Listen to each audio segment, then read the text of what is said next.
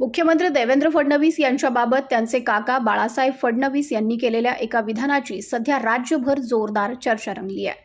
पुण्यात देवाभाऊ या पुस्तकाच्या प्रकाशन सोहळ्यात बोलताना बाळासाहेब फडणवीस म्हणाले, माझा पुतण्या आज ना उद्या भारताचा पंतप्रधान होईल असा मला विश्वास वाटतो. यावेळी त्यांनी देवेंद्र फडणवीसांच्या राजकीय प्रवासाचाही उल्लेख केला.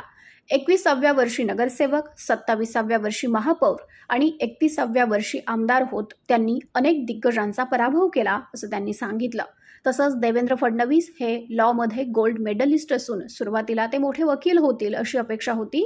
मात्र नंतर त्यांनी राजकारणाची वाट निवडली आणि सातत्यानं यश मिळवत मोठं नेतृत्व म्हणून उदयास आले असंही बाळासाहेब फडणवीस यांनी म्हटलं.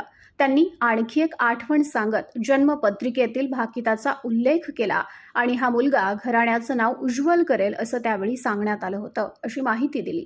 बाळासाहेब फडणवीस यांच्या देवेंद्र फडणवीस एक दिवस देशाचे पंतप्रधान होतील या विधानाची आता राजकीय वर्तुळात जोरदार चर्चा सुरू झाली आहे. इतक्या लहान वयात मला नाही वाटत इतिहासात कोणी मी झाला असेल. तसा हा माझा पुतण्या अतिशय धीर गंभीर आहे. घरी असला की त्याच्या खोड्या चालू असतात. तो घरात राजकारणाच्या गोष्टीच करत नाही, तर कुटुंबाच्या गोष्टी करतो आणि त्यावेळेस अतिशय मोकळा असतो. असा हा माझा पुतण्या खरोखर आज आणि उद्या भारताचा प्राईम मिनिस्टर असं मला वाटतं.